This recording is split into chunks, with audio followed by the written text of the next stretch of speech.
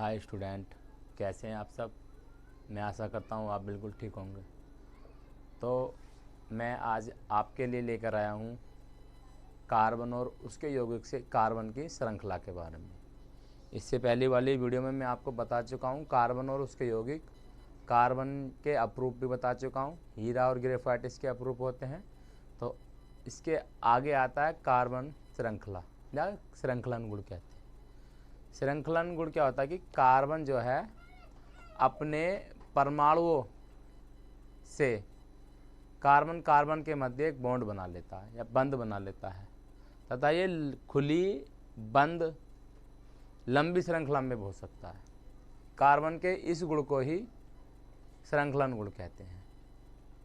देखेंगे श्रृंखलन, कार्बन एकमात्र ऐसा तत्व है जिसमें स्वयं के साथ बंध बनाने की अत्यधिक क्षमता होती है। यह स्वयं के परमाणु के साथ लंबी खुली या बंद श्रृंखला बना सकता है, मतलब लंबी बना लेगा। जैसे ये होता है ना, इस तरीके से कार्बन फिर कार्बन फिर कार्बन फिर कार्बन, कितनी लंबी श्रृंखला बना सकता है, खुली या बंद श्रृंखला बना सकता है। कार्बन के इस गुण को श्रृंखलन कहते हैं। क्या कहते हैं? कार्बन के इस गुण को श्रृंखलन कहते हैं। इसका मुख्य कारण कार्बन कार्बन के मध्य बनने वाले सहसंयोजक बंध का प्रबल होना होता है। कहने का मतलब है जो कार्बन के मध्य श्रृंखलन गुण होता है, यानी कि लंबी चैन बनाने का जो गुण होता है, वो सिर्फ कार्बन कार्बन के मध्य बनने वाले सहसंयोजक जो बंध होते हैं वो प्रबल होते हैं। प्रबल मतलब क्या? मजबूत होते हैं वो। इसके कारण यह करता है कार्बन श्रृंखला के रूप में हो जाता है। उसके बाद है कार्बन की संयोजकता। कार्बन की संयोजकता आप जानते हैं 4 होती है। कार्बन की संयोजकता कितनी होती है? 4, क्योंकि यह 4 इलेक्ट्रॉनों को लेकर अपने अंतिम इलेक्ट्रॉन को पूरा कर लेता है। लेने का मतलब है कि ये अब किसी अन्य तत्व से या खुद से स्वयं से उसके 4 इलेक्ट्रॉनों को उप सहसंयोजक या सहसंयोजक द्वारा जोड़ लेता है। इसे एक इसलिए क्या, कार्बन की संयोजक कितनी है? 4 होती है। देखो कार्बन की संयोजकता, कार्बन का परमाणु क्रमांक 6 होता है। इसका इलेक्ट्रॉन विन्यास 2,4 होता है। इसके संयोजी कोष में 4 इलेक्ट्रॉन है। लास्ट वाले कोष में कितने इलेक्ट्रॉन है? 4। होता कैसे? कार्बन का परमाणु क्रमांक कितना है? 6। पहली कक्षा में कितने इलेक्ट्रॉन रहते हैं? 2। दूसरी कक्षा में कितने रहेंगे? 4। लेकिन अष्टक नियम के अनुसार होने कितने चाहिए? 8। क्या होने चाहिए? 8। तब इसका कोष कैसा होगा? पूर्ण होगा। लेकिन कार्बन के पास होते कितने हैं? भारी कोष में 4 इलेक्ट्रॉन। तो ये क्या करता है, किसी अन्य तत्व से या स्वयं से 4 इलेक्ट्रॉनों की साझेदारी कर लेता है। जिसके कारण क्या होता है, इसकी संयोजकता कितनी होती है? 4 हो जाती है।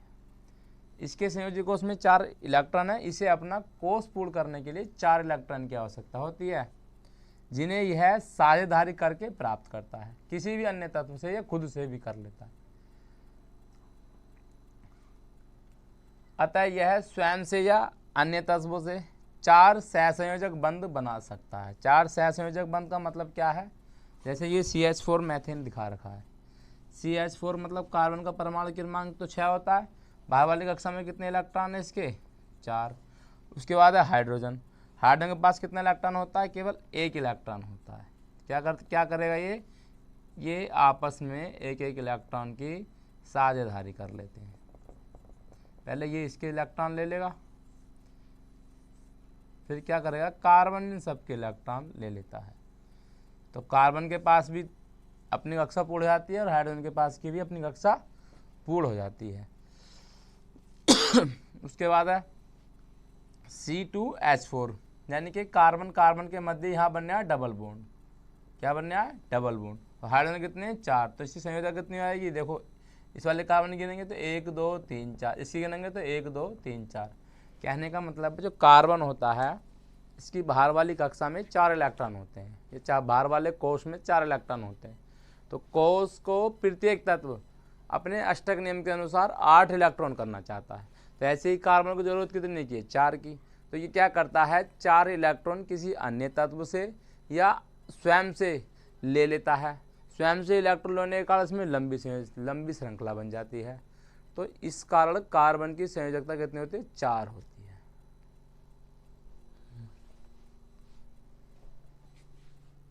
जैव शक्ति सिद्धांत। कार्बन के बारे में जैव शक्ति सिद्धांत क्या था? एक वैज्ञानिक थे बर्जीलियस। उन्होंने कहा था कि जो कार्बनिक यौगिक हैं वो केवल जैव शक्ति से बनाए जा सकते हैं। किससे बना सकते हैं? जैव शक्ति से बना, मतलब जीव जगत से ही कार्बन यौगिक बनाया जा सकता है। उन्होंने कहा था कि जो कार्बन है ये ईश्वरीय शक्ति है, यानी कि एक शक्ति है जो केवल किससे मिलेगा? जीव जगत से मिलेगा। इसे प्रयोगशाला में नहीं बनाया जा सकता।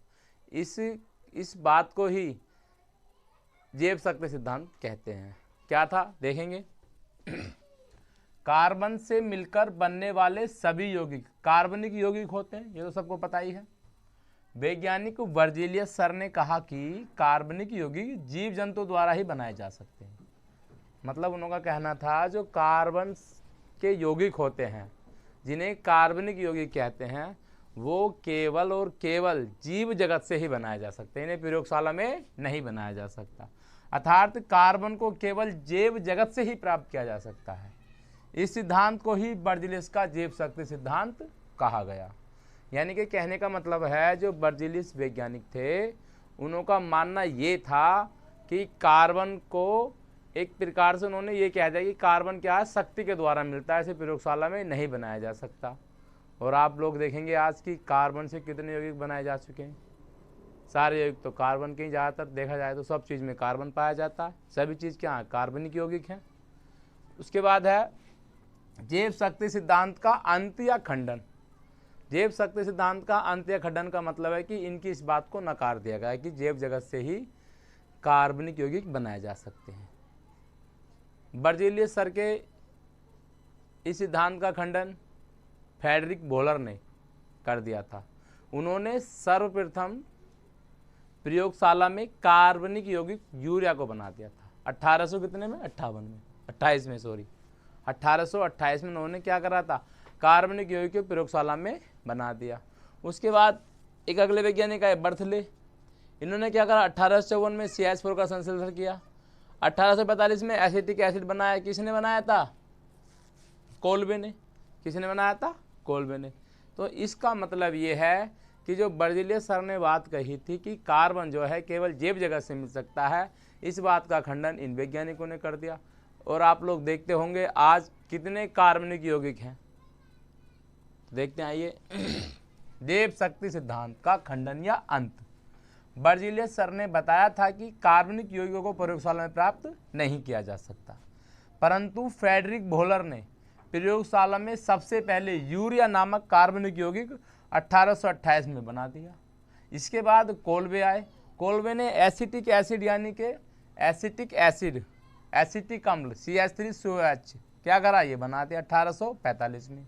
यूरिया का सूत्र होता है NH2CONH2, ठीक है, बना दिया। इसके बाद बर्थले वैज्ञानिक थे, उन्होंने 1854 में CH4 गैस यानी कि मैथेन गैस का संश्लेषण कर दिया। इस प्रकार बिना जैव शक्ति के यौगिकों को बनाया जा सकता। कैसे? कार्बनिक यौगिकों को बनाया जा सकता, जिससे बर्जीलियस के सिद्धांत का अंत हुआ। यानी कि जो बर्जीलियस सर ने बात कही थी कि कार्बन केवल जीव जगत से ही प्राप्त होता है, उसका खंडन किसने कर दिया था? फ्रेडरिक बोहलर ने। उसके बाद अब तक लगभग 3 मिलियन हाइड्रोकार्बन मतलब कार्बन के बारे में जानना चाह रहा कि हाइड्रोकार्बन क्या होते हैं। हाइड्रोकार्बन वे यौगिक होते हैं जो केवल हाइड्रोजन और कार्बन से मिलके बने होते हैं। हाइड्रोजन और कार्बन से मिलके बने होते हैं, क्या कहलाते हैं? हाइड्रोकार्बन कहलाते हैं। जैसे क्या? CH4 है, C2H6 है, C2H2 है, और भी अन्य तत्व हैं जिनमें केवल कार्बन और हाइड्रोजन पाया जाता है। उस प्रकार के बने यौगिकों को हाइड्रोकार्बन कहते हैं। हाइड्रोकार्बन 2 प्रकार के होते हैं। एक होता है एलिफेटिक हाइड्रोकार्बन, एक होता है एरोमेटिक हाइड्रोकार्बन। एलिफेटिक हाइड्रोकार्बन क्या होता है? वे हाइड्रोकार्बन जो कार्बन कार्बन के मध्य या खुली श्रृंखला में होते हैं, कार्बन कार्बन के मध्य बॉन्ड पाया जाता है, क्या कहलाते हैं? एलिफेटिक हाइड्रोकार्बन कहलाते हैं। ये केवल खुली श्रृंखला में पाए जाते हैं। उसके बाद है एलिफेटिक हाइड्रोकार्बन 2 प्रकार के होते हैं। एक होता है संतृप्त, एक होता है असंतृप्त। संतृप्त क्या होते हैं? वे हाइड्रोकार्बन जिनमें कार्बन कार्बन के मध्य है, जिनमें कार्बन कार्बन के मध्य सिंगल बॉन्ड या एकल बंध पाया जाता है तथा कार्बन की चारों संयोजकताएं एकल बंध द्वारा जुड़ी रहती हैं, ये एल्केन श्रेणी के होते हैं तथा इनका सामान्य सूत्र CnH2n+2 होता है। यानी कि कार्बन की संख्या का हाइड्रोजन के दुगुना में 2 जोड़ देते हैं। क्या है? एल्केन श्रेणी का तत्व होता है। क्या कहलाते हैं? संतृप्त हाइड्रोकार्बन कहलाते हैं। देखेंगे उसके बाद है असंतृप्त हाइड्रोकार्बन। असंतृप्त हाइड्रोकार्बन में 2 आता है, एक तो सिंगल डबल बॉन्ड वाले आते हैं, ट्रिपल बॉन्ड वाले आते हैं। जिसमें कार्बन कार्बन के मध्य डबल बॉन्ड पाया जाएगा वो एल्किन श्रेणी के होते हैं, जिनमें कार्बन कार्बन के मध्य ट्रिपल बॉन्ड पाया जाता है वो क्या होते हैं? एल्काइन श्रेणी के होते हैं। तो आइए देखते हैं अब हम हाइड्रोकार्बन, वे यौगिक जो कार्बन व हाइड्रोजन से मिलकर बने होते हैं। किससे? कार्बन और हाइड्रोजन से मिलकर बने होते हैं। इनमें कुछ और दिखाई नहीं देता है, क्या दिखाया था? केवल कार्बन और हाइड्रोजन, बस इससे मिलके बने होते हैं। तो क्या कहलाते हैं? हाइड्रोकार्बन कहलाते हैं। एग्जाम्पल है CH4 methane gas, C2H4 CH3COOH acetic acid, C6H6 benzene ring benzene होता है आदि, और भी बहुत सारे तत्व हैं। उसके बाद है हाइड्रोकार्बन 2 प्रकार के होते हैं। एक तो होता है एलिफेटिक हाइड्रोकार्बन, होता है एरोमेटिक हाइड्रोकार्बन। एलिफेटिक हाइड्रोकार्बन वे हाइड्रोकार्बन जिनमें कार्बन परमाणु की खुली श्रृंखला होती है। क्या होती है? कार्बन की सुखली श्रृंखला होती है, एलिफेटिक हाइड्रोकार्बन कहलाते हैं। ये 2 प्रकार के होते हैं। कितने प्रकार के होते हैं? 2 प्रकार। पहला होता है संतृप्त हाइड्रोकार्बन। संतृप्त हाइड्रोकार्बन कैसा? वे हाइड्रोकार्बन जिनमें कार्बन कार्बन के मध्य केवल सिंगल बॉन्ड पाया जाएगा। क्या पाया जाएगा? सिंगल बॉन्ड पाया जाएगा तथा कार्बन की चारों संयोजकताएं एकल बंध से जुड़ी रहती। इनका सामान्य सूत्र CnH2n+2 होता है। यानी कि कार्बन के दुगुना हाइड्रोजन दुगुना में 2 जोड़ देते, कार्बन की संख्या के हाइड्रोजन के दुगुना में 2 जोड़ देंगे तो क्या हो जाएगा? एल्केन श्रेणी का हो जाएगा। और क्या कहते हैं इनको? क्या कहते हैं? संतृप्त हाइड्रोकार्बन। जैसे CH4 है, CH4 हाइड्रोजन की चारों संयोजकताएं जुड़ी हुई हैं कार्बन की हाइड्रोजन के एकल बॉन्ड से। अब सामान्य सूत्र की बात करें तो ये मैं आगे पढ़ाऊंगा, इसका खुला एक अलग चैप्टर केवल हाइड्रोकार्बन IUPAC में आता है। जैसे सूत्र क्या हमारा? CnH2n+2 हमने कार्बन ले लिया 1, तो H2 गुणा 1+2 C, और यहाँ कितना? 2 दूनी 2 और ये 2 कितना? 4। क्या बन गया? CH4।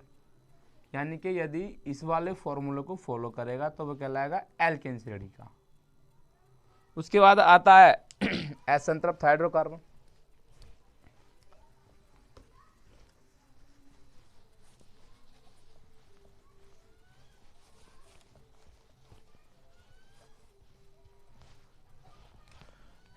असंतृप्त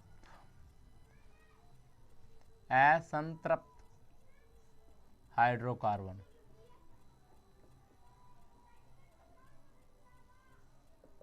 क्या होते हैं? वे हाइड्रोकार्बन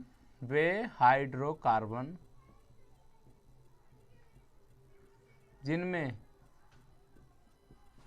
कार्बन कार्बन के मध्य द्विबंध, डबल बॉन्ड या त्रिबंध पाया जाता है तथा कार्बन की चारों संयोजकताएं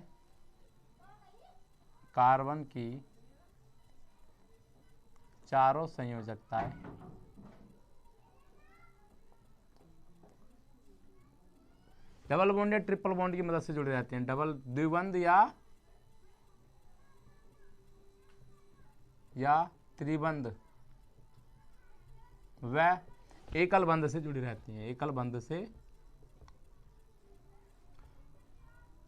रहती हैं। असंतृप्त हाइड्रोकार्बन कहलाता है। क्या कहलाता है? असंतृप्त हाइड्रोकार्बन। इसलिए मैं पहले लिख लेता हूँ, लंबी हो जाएगी वीडियो, इसलिए पहले मैं क्या करता हूँ? लिख लेता हूँ। रहती है असंतृप्त हाइड्रोकार्बन कहलाते हैं। ये क्या है? एक आया इसमें एल्कीन, एक आया है इसमें एल्काइन, यानी कि डबल बॉन्ड वाले क्या होते हैं एल्कीन और ट्रिपल बॉन्ड वाले क्या होते हैं एल्काइन। इसका सामान्य सूत्र होता है कार्बन के दुगना हाइड्रोजन होते हैं। एल्काइन का होता है कार्बन के दुगना में 2 घटा दो हाइड्रोजनों को, क्या कहलाएगा एल्कीन। जैसे मैंने लिया पहले यहाँ पे मैंने कार्बन लिया 1, तो H2 गुणा 1 बस ये रहेगा, तो क्या जाएगा CH2। इसमें कार्बन अकेला है, H2 है, ये पूरा होगा ही नहीं, इसमें क्या लेना पड़ेगा कम से कम 2 कार्बन तो लेने पड़ेंगे, C2 और हो जाएगा कितना H4। इसमें देखेंगे C2 H2 गुणा 2 माइनस 2 क्या हो जाएगा C2H2। ये क्या हो जाएगा, एक कार्बन पे क्या आता है मैथ, 2 कार्बन पे क्या आता है एथ, कौन सी श्रेणी का ईन का क्या एथीन, ये है एथाइन, कार्बन 2 है तो।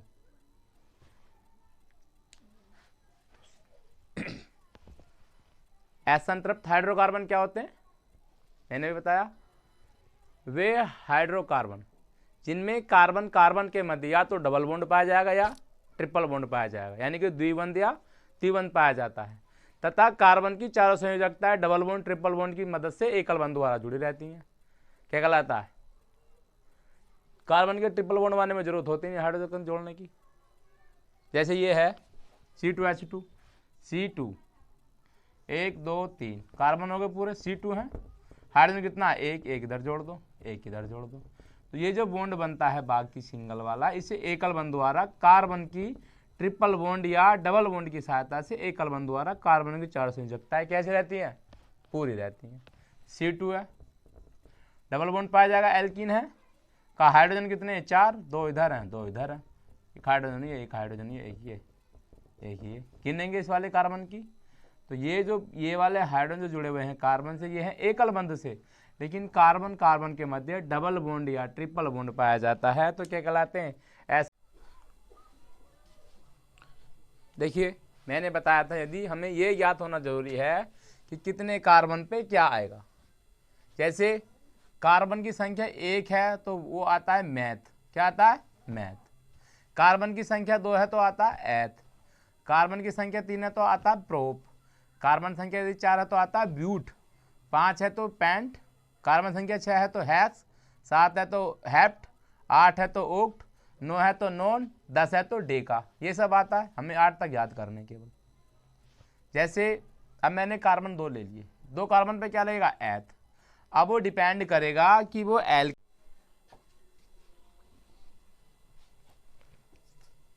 एल्कीन एल्काइन, जहां भी कार्बन कार्बन के मध्य सिंगल बॉन्ड आएगा वो होगा एल्केन श्रेणी का, जहां भी कार्बन कार्बन के मध्य डबल बॉन्ड होगा वो होगा एल्कीन का, जहां भी कार्बन के बीच में कार्बन कार्बन के मध्य ट्रिपल बॉन्ड या त्रिबंध पाया जाता है वो होगा एल्काइन श्रेणी का। एल्केन क्या होते हैं, जिनके बीच में सिंगल बॉन्ड हो, उसका फार्मूला होता है ये वाला। जैसे मैंने यदि एक कार्बन लिया, कार्बन कितना 1, हाइड्रोजन कितना होगा 2 की गुणा 1 के साथ, क्योंकि जितने कार्बन की संख्या रखते हैं उतने ही हाइड्रोजन की संख्या में गुणा करके क्या कर देते हैं 2 जोड़ देते हैं, ये कितना जाएगा CH4, क्या हो जाएगा CH4। ठीक है, क्या लाएगा कार्बन कितना 1, मैंने भी बताया एक कार्बन पे क्या होता है मेथ। अब ये है एन श्रेणी का, किसका एल्केन एन श्रेणी का, तो क्या हो जाएगा मैथेन। ये दूसरा C2, हाइड्रोजन का दुगना 2 दूनी 4 और 2 6, C2H6 क्या हो जाएगा एथेन, क्या हो जाएगा एथेन। यदि कार्बन 3 है तो 3 दूनी 6 और 2 8, C6C3H8, कार्बन कितने 3 पे क्या था प्रोप, तो जाएगा प्रोपेन, क्या हो जाएगा प्रोपेन। यदि कार्बन 4 रख लेता हूँ तो C4 यहाँ 4 रखेंगे तो कितना जाएगा 2 चौक 8 और 2 10, H10 कितना जाएगा C4H10। 4 कार्बन क्या कहता है ब्यूट, क्या हो जाएगा ब्यूटेन, क्या हो जाएगा ब्यूटेन।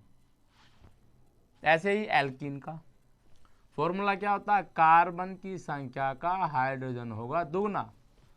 यदि मैं एक कार्बन कर लेता हूँ तो क्या हो जाएगा, हाइड्रोजन कितना हो जाएगा, दुगना, यानी कि कार्बन CH2 कुछ होगा ही नहीं। क्यों? क्योंकि कार्बन कार्बन के मध्य डबल बॉन्ड आना चाहिए, ये नियम कहता है। लेकिन यहाँ कार्बन कार्बन के मध्य डबल बॉन्ड नहीं है। कम से कम कार्बन कितने लेने पड़ेंगे, 2। C2, हाइड्रोजन दुगना, C2H4। कार्बन कितने, 2। 2 पे क्या आता, एथ, क्या आता, एथ। तो क्या हो जाएगा, एथीन। क्या हो जाएगा, एथीन। यदि मैं कार्बन रखता हूँ 3, C3 कार्बन का दुगना कितना, H6, कितना हो जाएगा, कार्बन कितने, 3, कितना हो जाएगा, प्रोपीन। क्या हो जाएगा, प्रोपीन। कार्बन यदि 4 रखता हूँ तो C4H8 हो जाएगा, क्योंकि कार्बन का दुगना हाइड्रोजन होता है। क्या हो जाएगा, 4 कार्बन तो ब्यूटीन।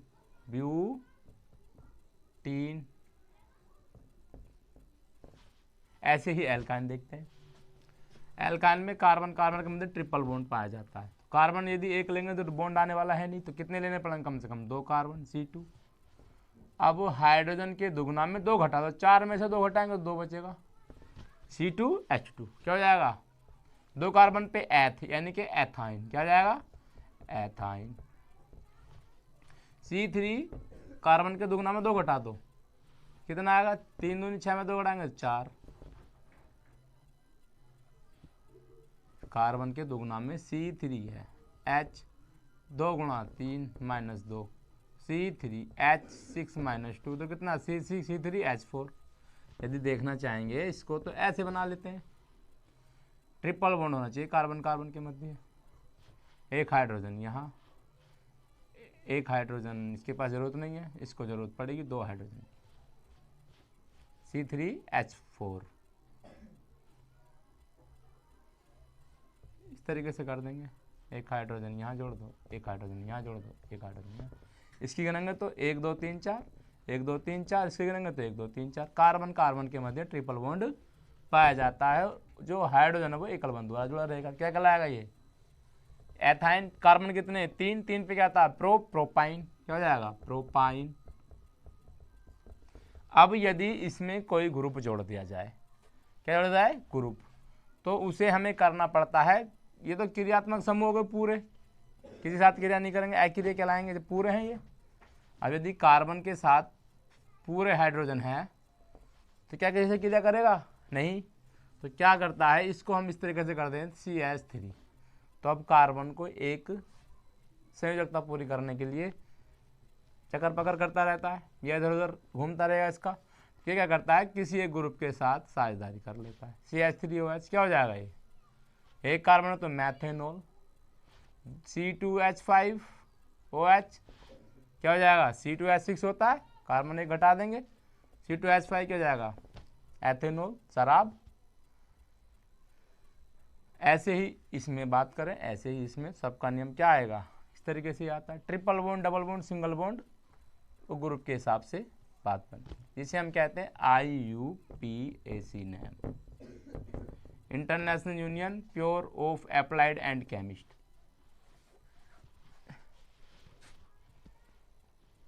उसके बाद है एरोमेटिक। एरोमेटिक में क्या होता है, वे हाइड्रोकार्बन होते हैं जो देखने में तो सूत्र उनका समान होगा लेकिन संरचनाएं अलग अलग हो सकती है। क्या कहलाते हैं, एरोमेटिक हाइड्रोकार्बन। इसके बारे में बताएंगे अगले वीडियो में। तो स्टूडेंट्स, मैं आशा करता हूं कि आज की ये वीडियो आपको बहुत अच्छी लगी होगी। यदि आपको ये वीडियो अच्छी लगी तो लाइक करें, कमेंट करें, और यदि चैनल पर नए हैं तो सब्सक्राइब जरूर करें।